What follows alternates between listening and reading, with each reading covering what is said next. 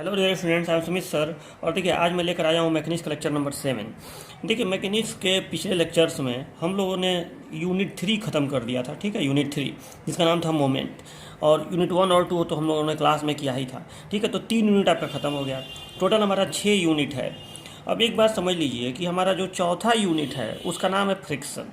इस यूनिट को अभी मैं नहीं पढ़ा रहा हूँ, क्योंकि देखिए फ्रिक्शन जो है कुछ भी, वैसे तो यहाँ पे हमको फ्रिक्शन में मैकेनिक्स में न्यूमेरिकल्स वगैरह पे ज़्यादा फोकस करना होता है, लेकिन फिर भी फ्रिक्शन से आप थोड़ा बहुत तो परिचित हैं ही। मतलब ऐसा नहीं है कि फ्रिक्शन से एकदम अनजान है कि फ्रिक्शन क्या होता है। घर्षण घर्षण थोड़ा बहुत तो आप जान ही रहे हैं, नाम तो सुने ही होंगे। ठीक है, हल्का फुल्का मालूम भी होगा, लेकिन यहाँ पे उससे हमको मतलब नहीं है। फिजिक्स में जो आप घर्षण पढ़ते हैं वो ज़्यादातर डिफिनीशन वगैरह से रिलेटेड होता है। यहाँ पे आपको न्यूमेरिकल पे ज़्यादा फोकस करना है। ठीक है, तो ये अलग चीज़ है, ऐसा नहीं है कि सब फिजिक्स वाला है इसमें, लेकिन फिर भी आप परिचित हैं।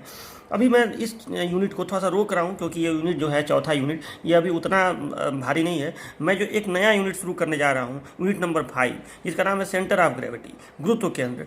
ये यूनिट आप पढ़ लीजिए पहले, इसलिए मैं इस यूनिट को पहले पढ़ा रहा हूँ कि आने वाले जो सेमेस्टर्स हैं, तीसरा सेमेस्टर, उसमें इस यूनिट की थोड़ी ज़रूरत है।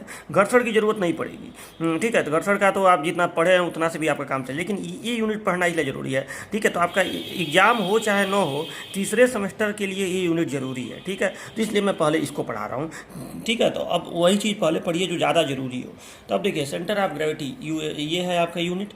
तो सबसे पहला इस यूनिट का हेडिंग रहेगा यही कि what is centre of gravity. ठीक है, गुरुत्व केंद्र।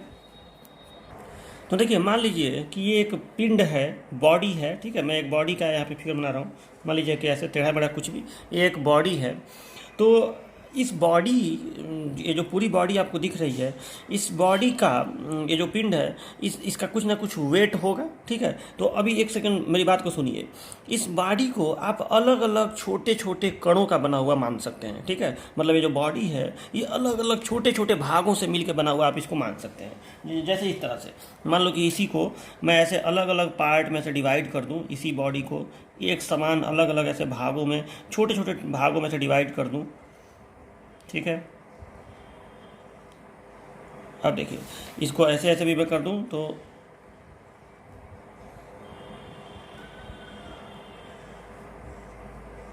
तब देखिए, ये जितने आपको छोटे छोटे पार्ट दिख रहे हैं, हर एक पार्ट का कुछ ना कुछ वेट होगा। और ये सारा वेट, आपको मालूम है कि वेट जो है वो हमेशा नीचे की ओर काम करता है। मतलब धरती जितना गुरुत्वाकर्षण बल लगाती है उसी को वेट कहते हैं। तो धरती नीचे की ओर हर एक भाग पे बल लगाएगी, यहाँ भी लगाएगी, यहाँ भी लगाएगी, यहाँ भी लगाएगी। तो हर एक पार्ट का कुछ ना कुछ वेट होगा। ठीक है, ठीक है, तो ये एक बॉडी है।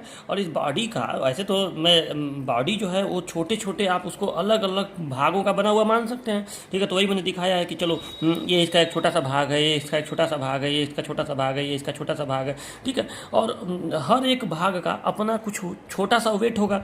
मान लो इसका वेट है W1, इसका वेट है W2, इसका वेट है W3, इसका वेट है W4, इसका वेट है W5। ठीक है, कोई आधा न्यूटन है, कोई 2 न्यूटन है, कोई 1 न्यूटन है। मतलब ये सब छोटे छोटे भागों के कुछ ना कुछ भार होंगे, क्योंकि धरती तो सब पे बल लगाएगी, तो हर एक भाग का अपना वेट होगा। तो अब देखिए, सेंटर ऑफ ग्रेविटी क्या होता है कि अब आप एक पिंड को ध्यान से देखिए, तो उस पिंड पर अनेक छोटे छोटे भार, यानी बल, पृथ्वी का बल, तो अनेक छोटे छोटे बल इस पिंड पर लग रहे हैं। और आपको मालूम है कि किसी भी पिंड पर अनेक बल अगर लगेंगे तो उन बलों का कोई एक परिणामी होगा। ठीक है, जो ये छोटे छोटे बल लग रहे हैं और ये सब एक दिशा में लग रहे हैं, सीधी सी बात है, सब सारे के सारे बल एक दिशा में लगेंगे, क्योंकि सब के सब नीचे की ओर होंगे, वर्टिकली डाउनवार्ड होंगे, ऊर्ध्वाधर नीचे की ओर। तो इन सब बलों का जो परिणामी होगा, अगर इस परिणामी को मैं W कहूँ और इसको मैं ऐसे दिखाऊं कि W जो होगा, W इज इक्वल टू, इन सबको आप खाली जोड़ देंगे तो निकल जाएगा कि नहीं। तो W इज इक्वल टू होगा W1 plus W2 plus W3 plus W4, सबको जोड़ दीजिए, यानी आप सिग्मा W कर दीजिए। सिग्मा WI, मान लो कि कहीं एक जगह जो जो वेट है वो WI है। WI का मतलब ये होता है, मान लो ये वेट WI है।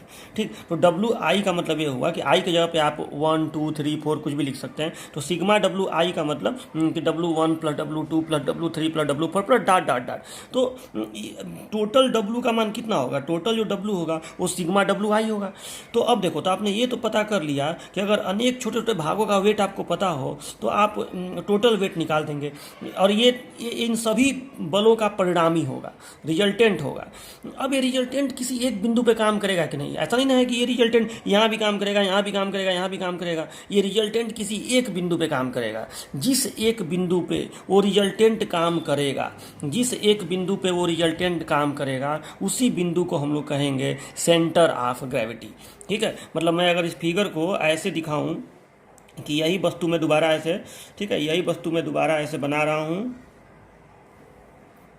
ठीक है, यही वस्तु मैं दोबारा ऐसे बनाया, तो ये जो W है, जो W, इसका मान तो आपने निकाल लिया सिग्मा WI, लेकिन ये जहाँ पे काम करेगा, मान लो ये यहाँ पे काम कर रहा है, मान लो ये यहाँ पे काम कर रहा है W, ठीक है, ये W यहाँ पे काम कर रहा है, तो उस स्थिति में ये जो बिंदु जिस जगह पे ये काम करेगा उसी को हम लोग कहेंगे सेंटर ऑफ ग्रेविटी जी। ठीक है, तो आपको ये बात समझ में आया ना कि what is centre of gravity, कि किसी पिंड पर कार्य करने वाले अनेक बलों का परिणामी, किसी पिंड पर कार्य करने वाले,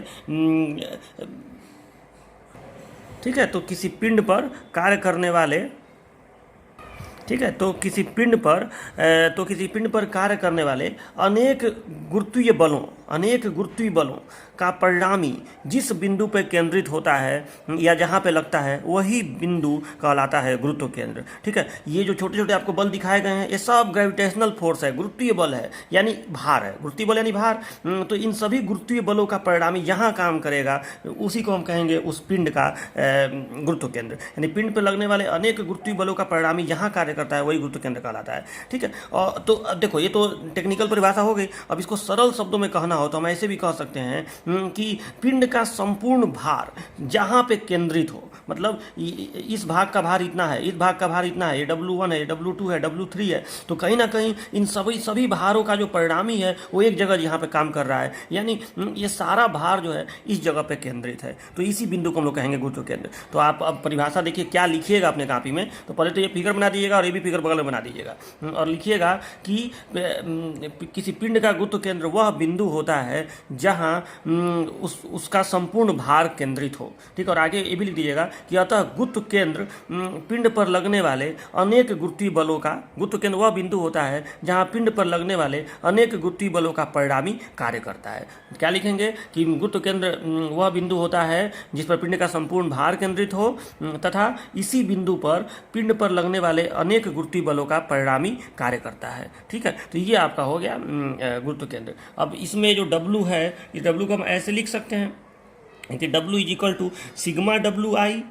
ठीक है, इसको हम ऐसे लिख सकते हैं सिग्मा WI, मतलब अनेक, आप इसको सिग्मा WI इससे कंफ्यूज मत होगा, वो W1 plus W2 plus W3 plus W4 है। ठीक है, ऐसे ऐसे है, तो ये W बराबर हो गया सिग्मा WI। या देखिए, आपको ये भी मालूम है कि कई जगह ये तो अलजेब्रा में इसको हम करेंगे कि W1 plus W2 plus W3 सबको जोड़ देंगे तो W निकल जाएगा।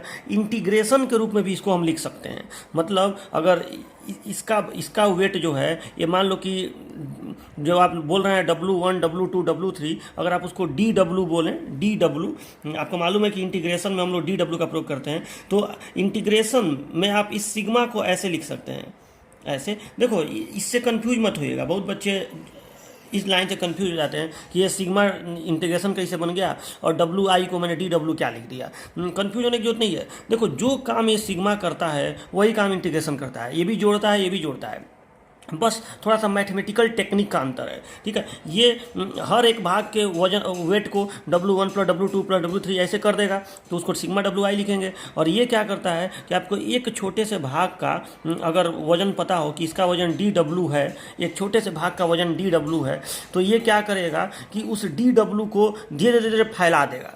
तो जब वो DW फैल जाएगा, इंटीग्रेट करना मतलब यही होता है कि DW आप इंटीग्रेट कर देंगे तो DW इतना बड़ा, इतना बड़ा, इतना बड़ा, इतना बड़ा, और जब पूरा DW फैल जाएगा तो पूरे पिंड का वेट हो जाएगा। तो वही चीज़ यहाँ पे है, मतलब DW का इंटीग्रेशन करेंगे तो आपको ये W मिल जाएगा। ठीक है, तो ये इस फिगर में यहाँ पे DW आप ऐसे दिखा भी दीजिएगा कि ये एक छोटा सा भाग है।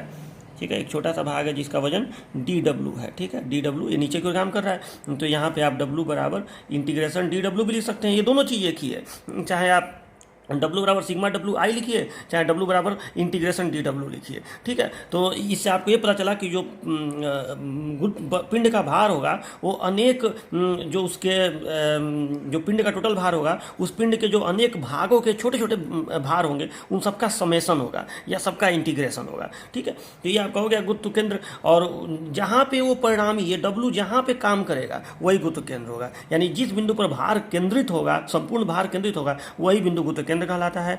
और उस बिंदु पर सभी भागों के जो गुरुत्वीय बल होते हैं वो सभी भागों के जो गुरुत्वीय बल होते हैं उनका परिणामी उसी बिंदु पे काम करता है गुरुत्व केंद्र पर। तो आपको ये समझ में आ गया होगा कि डब्लू क्या हुआ।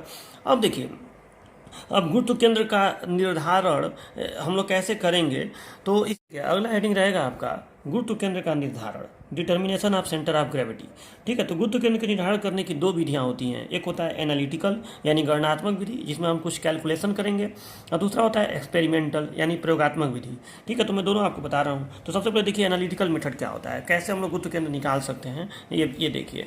तो देखिए गुरुत्व केंद्र जो है, जैसे मैं यहाँ पे एक वस्तु बनाऊँ, अगर सपोज डेट कि मैं यहाँ पे एक पिंड ऐसे बना दूँ, ठीक है, मान लो इस तरह से ऐसे पिंड बना दिया, और मैं आपसे कहूँ कि इसका मुझे गुरुत्व केंद्र बताइए, तो मान लो कि यहाँ पे इसका गुरुत्व केंद्र है, इसका सेंटर ऑफ ग्रेविटी। तो आप सबसे पहले ये पूछेंगे कि सर तो सेंटर ऑफ ग्रेविटी आपको किसके सापेक्ष, मतलब मैं पूछूं कि इसका स्थिति बताओ, स्थिति माने इसकी दूरी बताओ, तो आपका ये क्वेश्चन होगा कि सर स्थिति किसके सापेक्ष, मतलब इसका जो स्थिति है वो इस बिंदु के सापेक्ष की, इस बिंदु के सापेक्ष की, इस बिंदु के सापेक्ष, आपको किसी एक बिंदु के सापेक्ष इसकी दूरी बतानी पड़ेगी ना। तो इसके लिए आपको वो बिंदु पता होना चाहिए जिसके सापेक्ष आप निकालेंगे। तो मान लो कि उस बिंदु को मैं मूल बिंदु मान ले रहा हूँ, ओरिजिन। तो मूल बिंदु का मतलब मान लो कि मैं यहाँ मान रहा हूँ कि यहाँ मूल बिंदु है, ठीक है। मतलब इस बिंदु के सापेक्ष आपको स्थिति बतानी है, ठीक है। हमें डेरिवेशन करना है, तो इसलिए हम मान लो यहाँ मान लिए 0 0 मूल बिंदु, और मूल बिंदु का मतलब होता है कि x अक्ष और y अक्ष यहाँ से गुजरेगा, ठीक है। तो मान लो कि हमें ये हमारा मूल बिंदु है, तो ये हो गया x अक्ष और ये हो गया y अक्ष,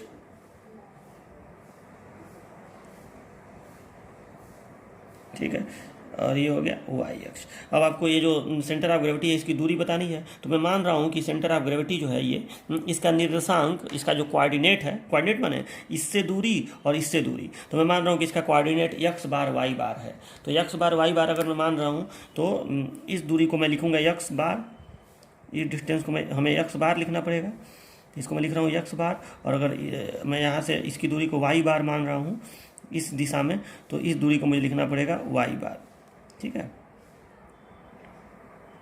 चलो मान लो कि इसकी दूरी y बार है, ठीक है। तो ये मैं मान लिया कि इसकी दूरी जो है x बार और y बार है, ठीक है। चलो, तो ये मुझे x बार y बार पता करना है। तो अब देखिए इसको हम कैसे पता कर सकते हैं। तो अब इसके लिए आप क्या करिए कि आप मानिए कि यहाँ पे एक छोटा सा भाग है, ठीक है, एक छोटा सा भाग है।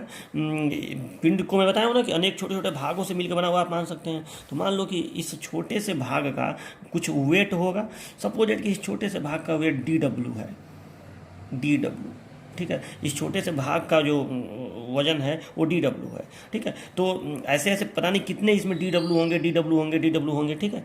और ये जो DW जो ये आप छोटा सा भाग लिए हैं, सपोज डेट इस भाग की दूरी, ये छोटा सा पार्ट ले रहे हैं, इस भाग की दूरी यहाँ से इसी y अक्ष से, मान लो कि ये अक्ष है और इसका दूरी इधर से y है, ठीक है। मैंने इस भाग का जो निर्देशांक है वो मान लो x का y है, और g का निर्देशांक जो है x बार y बार है। आपको x बार y बार बताना है कि कहाँ होगा, ठीक है। और आपको ये मालूम है कि जो सेंटर ऑफ ग्रेविटी है वहाँ पे क्या काम करता है, तो वहाँ पे W काम करता है। तो यहीं पे कहीं ना कहीं W काम करेगा, टोटल वेट, ठीक है। और इसमें छोटे छोटे पार्ट होंगे जिस पर DW काम करेगा। तो अब देखो, हमें अगर x बार y बार पता करना है तो इसके लिए हम लोग करेंगे क्या, इसके लिए हम लोग वेरिंगटन थ्योरम का प्रयोग करेंगे। तो हम लिखेंगे कि बाय वेरिंगटन्स थ्योरम, देखिए अब वेरिंगटन का थ्योरम, आप पहले एक बात बताइए, वेरिंगटन थ्योरम अभी छोड़िए, पहले एक बात बताइए, ये जो पिंड आपको दिख रहा है इस पिंड पर DW यहाँ काम कर रहा है, ऐसे ही यहाँ भी कहीं DW काम करेगा, ऐसे ही यहाँ भी कहीं DW काम करेगा, ऐसे ही यहाँ भी कहीं DW काम करेगा, ऐसे अलग अलग जगह पे DW काम करेंगे। और इन सभी DW का जो परिणामी है वो AW है। यहाँ बताया हूँ ना आपको कि ये जो W काम करेगा ये इसका परिणामी होगा। परिणामी का मतलब वही इंटीग्रेशन होगा, या अलजेब्रा में कहेंगे तो सिग्मा हो जाएगा, ठीक है। यहाँ बताया भी हूँ कि परिणामी जो है इंटीग्रेशन डी डब्ल्यू होगा। ठीक है, तो अब इस पे अनेक छोटे छोटे बल काम कर रहे हैं इस पिंड पर, भार यानी बल, तो ये डी डब्ल्यू काम कर रहा है। ठीक है, तो बेरिंगटन थ्योरम क्या कहता है? बेरिंगटन थ्योरम ये कहता है कि अगर किसी पिंड पर अनेक बल काम कर रहे हों तो उन सभी बलों का किसी भी बिंदु के परितः, आप बिंदु को अक्ष भी बोल सकते हैं, तो उन सभी बलों का किसी भी अक्ष के परितः आघूर्णों का योग उसके परिणामी का उसी अक्ष के परितः आघूर्ण के बराबर होता है। ठीक है, तो इस पिंड पर यहाँ डी डब्ल्यू काम कर रहा है, यहाँ भी कहीं डी डब्ल्यू काम कर रहा होगा, यहाँ भी कहीं डी डब्ल्यू काम कर रहा होगा, यहाँ भी कहीं डी डब्ल्यू काम कर रहा होगा, और इन सबका अगर आप इसके परितः आघूर्ण निकाल दें और आघूर्ण को निकाल के जोड़ दें यानी इंटीग्रेशन कर दें, तो आघूर्ण को निकाल के अगर आप जोड़ दें तो वो जो मान आएगा वो मान आएगा परिणामी का यानी डब्लू का उसी अक्ष के परितः आघूर्ण के। समझ में आया? ठीक है, तो ये कहने का मतलब है बेरिंगटन थ्योरम अगर आप यहाँ पे लगाए तो देखिए क्या हो जाएगा। तो बेरिंगटन थ्योरम क्या कह रहा है कि परिणामी का अगर आप इसके परितः आघूर्ण निकालें, मतलब डब्लू का अगर आप इसके परितः आघूर्ण निकालें वाई के परितः, यानी अगर आप डब्लू इंटू एक्स बार कर दें तो ये आएगा, इस पर जितने छोटे छोटे बल काम करेंगे, डी डब्लू, एक और डी डब्लू, एक और डी डब्लू, उन सब के आघूर्ण का इसके परितः योगफल। ठीक है, तो इस डी डब्लू का इसके परितः आघूर्ण क्या हो जाएगा? केवल इस छोटे से डी डब्लू का बताओ, तो इस डी डब्लू का यहाँ से दूरी कितना है? यक्स है, तो यक्स इंटू डी डब्लू हो जाएगा। ठीक है, तो ये यक्स इंटू डी डब्लू हो गया। ठीक है, तो x into D W into X बार बराबर यक्स इंटू डी डब्ल्यू। ठीक है, मतलब इस छोटा सा जो ये है इसका इसके परितः आघूर्ण हो जाएगा यक्स इंटू डी डब्ल्यू, और अभी बराबर मत लगाओ, और पूरा जो है ये पूरा जो डब्ल्यू है इसका इसके परितः आघूर्ण क्या हो जाएगा? W into x. ठीक है, और अब बेरिंगटन थ्योरम क्या कहता है कि ये जो आघूर्ण आपको दिख रहा है यक्स इंटू डी डब्ल्यू, अगर आप ऐसा जितना यक्स इंटू डी डब्ल्यू है सबको जोड़ दें यानी सबका इंटीग्रेशन कर दें तो आएगा परिणामी का आघूर्ण। ठीक है, तो डब्ल्यू इंटू एक्स बार बराबर एक्स इंटू डी डब्ल्यू। ठीक है, तो इस इक्वेशन का प्रयोग करके is equal to integration X into D W, इसी इंटीग्रेशन का प्रयोग करके आप एक्स बार निकाल सकते हैं। तो एक्स बार बराबर आ गया X bar is equal to X into D W बटे डब्ल्यू। ठीक है, ऐसे ये आ गया कि नहीं? एक्स बार बराबर integration X into D W बटे डब्ल्यू, ये एक्स बार का मान आ गया। ठीक है, तो एक्स बार ऐसे निकल गया, तो दिस इम्प्लाइज, ठीक है, X bar is equal to integration X into D W बटे डब्ल्यू। ठीक है, और डब्ल्यू को भी आप चाहें तो इंटीग्रेशन के पदों में लिख सकते हैं, क्योंकि डब्ल्यू तो खुद डी डब्ल्यू का इंटीग्रेशन है। तो आप देखिए, तो यहाँ पे this implies X bar is equal to हो गया integration X into D W बटे इंटीग्रेशन डब्ल्यू। देखिए ये एक्स बार का मान आ गया। ठीक है, और इसी प्रकार सिमिलरली अगर आप y बार निकालना चाहें, अगर आप ये बल निकालना चाहें तो फिर वही होगा W इंटू वाई बार होगा, मतलब आप इसके परितः अब आघूर्ण निकाल रहे हैं, इस W का इसके परितः आघूर्ण निकाल रहे हैं, तो W इंटू वाई बार, जो W बल यहाँ काम कर रहा है उसका इस अक्ष से दूरी क्या है, मतलब ये जो G पे ही तो W काम कर रहा है, तो ये जो बिंदु है इसका दूरी क्या है? W इंटू वाई बार है, तो W इंटू वाई बार हो जाएगा, और W इंटू वाई बार बराबर क्या होगा? Integration Y into D W होगा। ठीक है, यानी सभी बलों का आघूर्णों का योग परिणामी का आघूर्ण के बराबर होगा। तो ठीक है, तो मतलब आप सीधे इसको देखिए, तो y बार बराबर हो जाएगा integration y into D W बटे इंटीग्रेशन डब्ल्यू। ठीक है, ये हो गया, समझ में आया ना? तो ये होता है आपका यक्स बार और वाई बार निकालने का तरीका। ठीक है, तो देखिए जनरली इसको याद करना थोड़ा सा भारी पड़ता है, आप जनरली इसको याद रखिए। ठीक है, आप किसको याद रखिए? आप याद रखिए ये लाइन कि W इंटू यक्स बार बराबर इंटीग्रेशन यक्स डी डब्ल्यू, आप इस लाइन को याद रखिए। ठीक है, इस लाइन को आप याद रखिए। ठीक है, ये इक्वेशन 1 है। ठीक है, इक्वेशन 1 को आप याद रखिए कि W इंटू यक्स बार बराबर integration x into D W, तो इससे यक्स बार आपका निकल ही जाएगा। अच्छा, इस इक्वेशन को आप चाहें तो आप इसको अलजेब्रा के रूप में भी लिख सकते हैं। ठीक है, इक्वेशन 1 को आप अलजेब्रा के रूप में कैसे लिख सकते हैं? यहाँ पे नोट में मैं इसको लिखवा दे रहा हूँ कि इक्वेशन 1 जो है उसको आप अलजेब्रा के रूप में भी लिख सकते हैं। Equation 1 can also be written. ठीक है, इसको आप एक चीज़ और लिख सकते हैं अलजेब्रा के रूप में कि W into X bar is equal to, यहाँ पे आप लगा सकते हैं किसका सिंबल? अलजेब्रा का सिंबल भी लगा सकते हैं, अलजेब्रा का सिंबल। और जब अलजेब्रा लगाएंगे तो यहाँ पे आपको लिखना पड़ेगा यक्स आई डब्ल्यू आई। ये बात आपको समझ में आया कि नहीं? मतलब जब आप अलजेब्रा का सिंबल लगाएंगे तो आप इसको डब्लू आई लिखेंगे, जैसे यहाँ पे मैं बताया था ना कि सबका वजन जो है डब्लू आई, मतलब डब्लू आई का मान 1 हो सकता है, 2 हो सकता है, तो W1 W2 W3, ठीक है। तो आपको लिखना पड़ेगा कि यहाँ पे इसका वजन जो है डब्लू आई है, अगर इसका वजन डब्लू आई है और इस डब्लू आई का इससे दूरी मान लो एक्स आई है, मतलब मान लो यहाँ W1 है तो उसका दूरी x1 है, मान लो यहाँ W2 है तो उसका दूरी x2 है, तो W1 into x1 plus W2 into x2 plus W3 into x3, ये सबका आघूर्ण हो गया इसके परितः, और ये आघूर्ण का योगफल बराबर होगा, यानी योगफल को आप ऐसे लिखेंगे WI XI, ठीक है, W1 x1 plus W2 x2 plus W3 x3 plus dot dot dot, इसी को ना ये बोलेंगे WI XI या XI WI, कुछ भी बोलिए, ठीक है। और ये इक्वल टू कितना होगा W इंटू एक्स बार, ठीक है, यानी परिणामी का इसके परितः आघूर्ण W इंटू एक्स बार। तो अलजेब्रा के रूप में आप इसको ऐसे भी लिख सकते हैं कि W इंटू एक्स बार बराबर सिग्मा एक्स आई डब्लू आई, या इंटीग्रेशन के रूप में आप इसको कैसे लिखेंगे W इंटू एक्स बार बराबर integration X into D W, ठीक है। तो ये देखो ये इक्वेशन और ये इक्वेशन सेम है, इससे आप कन्फ्यूज मत रहिएगा, ठीक है। तो इससे आपका ये भी आ गया, तो इससे एक्स बार बराबर आपका आ गया एक्स बार बराबर sigma X I W I बटे डब्लू, ठीक है। और डब्लू का आप ये भी तो लिख सकते हैं कि sigma X I W I बटे सिग्मा डब्लू आई। तो अलजेब्रा के रूप में आप इसको ऐसे लिख सकते हैं, जैसे ये इक्वेशन आया है, ये इक्वेशन कि X bar is equal to integration X into D W बटे इंटीग्रेशन डब्लू, वैसे ये इक्वेशन आया कि X bar is equal to sigma X I W I बटे सिग्मा डब्लू आई, ठीक है, वही बात है, ठीक है। तो ये चीज़ आपका हो गया।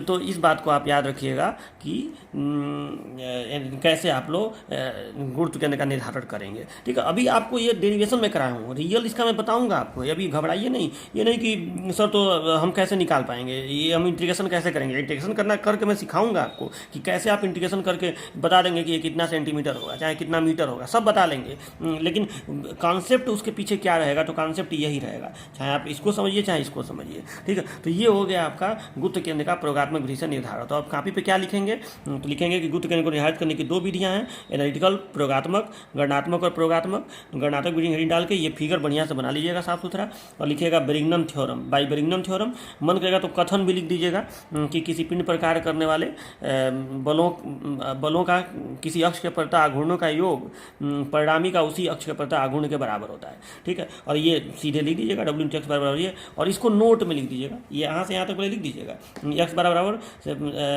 Sigma integration X D W बटे integration D W integration W, ठीक है। ये इंटीग्रेशन डी डब्ल्यू होगा, थोड़ा सा मैं गलती लिख दिया हूँ, ठीक है, ये इंटीग्रेशन डी डब्ल्यू होगा, ठीक है। ये जो W है वो डी डब्ल्यू का इंटीग्रेशन है, ठीक है। तो X bar is equal to integration X D W बटे integration D W, Y bar is equal to integration Y D W बटे इंटीग्रेशन डी डब्ल्यू, ठीक है। उसका नोट में ये जो इसको इक्वेशन 1 बना दीजिएगा, और नोट में इसको अलजेब्रा के टर्म में भी लिख लीजिएगा कि W इंटू एक्स बार बराबर sigma X I W I, ठीक है। तो एक्स बार बराबर sigma X I W I बटे सिग्मा डब्ल्यू आई, ठीक है। लेकिन आप मेन ये लाइन देखो, मेन ये लाइन याद रखिएगा, ये लाइन सब लोग याद रखते हैं, मैं भी यही लाइन याद रखता हूँ, बाकी सब तो निकल जाता है।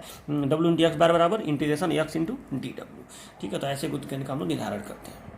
तो देखिए प्रयोगात्मक विधि में हम लोग क्या करते हैं कि इस विधि में हम लोग एक पिंड लिए, ऐसे देखो एक पिंड लिए, मान लो कि समतल पिंड है, आयताकार ही मान लीजिए, टेढ़ा मेढ़ा कुछ भी हो सकता है, ठीक है। तो मान लो एक पिंड लिए, अब इस पिंड को एक जगह हम लोग धागे से बांध के लटका देंगे ऐसे, और किसी भी एक जगह मन करे यहाँ यहाँ यहाँ कहीं भी, तो आप एक जगह लटका दीजिए। अब लटकने के बाद इस ये थोड़ा तो बहुत मान लो हिलटा लुटा जा रहा है, तो इसके साम्यावस्था में आने का वेट करेंगे। मान लो ये साम्यावस्था में आ गया, जब साम्यावस्था में आ जाएगा तो हम लोग जिस बिंदु पर इसको रस्सी बांधा गया है उस बिंदु से एक लंबवत, एकदम लंबवत ऊर्ध्वाधर ऐसे रेखा खींच देंगे।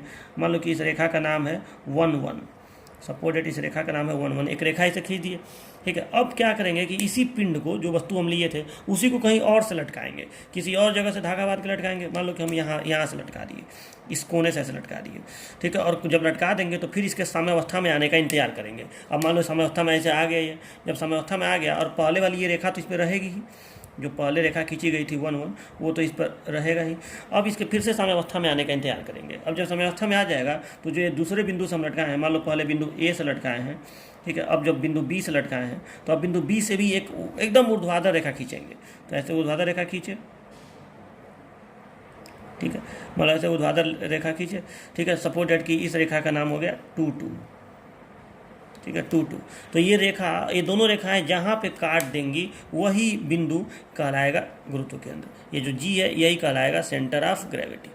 ठीक है, तो ये होता है प्रयोगात्मक विधि। इसको आप किसी भी आकृति पर टेढ़ा मेढ़ा कहीं भी कोई भी वस्तु हो उसको एक जगह धागा बांध के ऐसे लटकाइए, साम्यावस्था में आ गया लंबवत रेखा, फिर कहीं दूसरी जगह से धागा बांध के लटकाइए उसी को, साम्यावस्था में आ गया, तो पहले ये वाली रेखा तो ऐसे रहेगी ही। अब इससे भी एक रेखा ऐसे खींचेंगे, दोनों रेखाएं जहाँ पे जाके काट देंगी वही बिंदु कहलाएगा सेंटर ऑफ ग्रेविटी। ठीक है, और इसका आपको कॉन्सेप्ट भी समझ में आ गया होगा। इसलिए ऐसा हो रहा है क्योंकि यहाँ पे देखो साम्यावस्था में आने का मतलब ये हो गया कि जो डब्लू है, जो डब्लू नीचे की ओर काम करेगा, मान लो यहाँ पे डब्लू ऐसे काम करेगा तो डब्लू का विरोध ऊपर ही तनाव करेगा टी, जो ऊपर की ओर काम करेगा तनाव टी, तो डब्लू बराबर टी हो जाएगा, तो साम्यावस्था में तो आ ही जाना है उसको। तो और डब्लू और टी एकदम अपोजिट दिशा में होंगे। ठीक है, तो यहाँ और डब्लू हमेशा नीचे की ओर काम करेगा, टी हमेशा ऊपर की ओर काम करेगा। ठीक है, तो जब यहाँ से भी लटकाया गया है तो डब्लू एकदम नीचे की ओर काम करेगा, टी ऊपर की ओर काम करेगा। तो इसकी क्रिया रेखा और इसकी क्रिया रेखा, दोनों क्रिया रेखाएं जहाँ काटेंगी वहीं पे सेंटर ऑफ ग्रेविटी हो जाएगा। ठीक है, तो ये प्रयोगात्मक विधि होती है। तो आप ये फिगर बना के और इसको थोड़ा सा एक्सप्लेन कर देंगे, लिख देंगे कि हम किसी वस्तु को एक बिंदु ए से लटकाएंगे और साम्यावस्था में आने के पश्चात ए से ऊर्ध्वाधर रेखा 1 1 खींचेंगे। अब वस्तु को पुनः किसी बिंदु बी से लटकाएंगे और साम्यावस्था में आने के पश्चात बी से ऊर्ध्वाधर रेखा खींचेंगे। ये दोनों रेखाएं 1 1 और 2 2 जहाँ काटेंगी वही सेंटर ऑफ ग्रेविटी होगा। तो ये हो गया एक्सपेरिमेंटल मेथड। ठीक है, अब देखिए, अब नेक्स्ट क्लास में हमको क्या करना है कि नया हेडिंग हमको डालना है सेंट्रॉयड, जिसका मतलब होता है परिकेंद्र। आप लोग अभी तक सुने थे गुरुत्व केंद्र, सेंटर ऑफ ग्रेविटी, अब आपको सुनना है परिकेंद्र। और ये मोस्ट इंपॉर्टेंट हेडिंग होता है, बहुत ज़्यादा एग्जाम में ये पूछा जाता है कि व्हाट इज सेंट्रॉयड, और इसकी आगे ज़रूरत भी पड़ती है। ठीक है, तो ये आपको मैं नेक्स्ट टर्न पे पढ़ाऊंगा कि सेंट्रॉयड क्या होता है। ठीक है, अभी मैं हल्का सा आपको इंट्रोडक्शन दे रहा हूँ कि गुरुत्व केंद्र वह बिंदु होता है जहाँ पे पिंड का भार केंद्रित हो, सेंट्रॉयड वह बिंदु होता है जहाँ पे पिंड का एरिया, पिंड का क्षेत्रफल केंद्रित हो। तो अब ये क्षेत्रफल को केंद्रित होने का मतलब क्या हुआ ये मैं आपको नेक्स्ट क्लास में बताऊंगा। तो इस हेडिंग के साथ मैं नेक्स्ट क्लास में आऊँगा। ठीक है, तब तक के लिए बाय बाय।